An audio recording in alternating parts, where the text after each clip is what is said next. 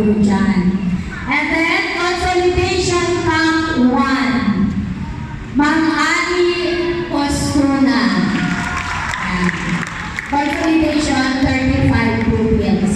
And consolidation camp 2, Ma'am Evelyn Carlos. Another master teacher. At ako po, intervention camp 4. Ayan. Intervention camp 4, grade 3. So magtuturo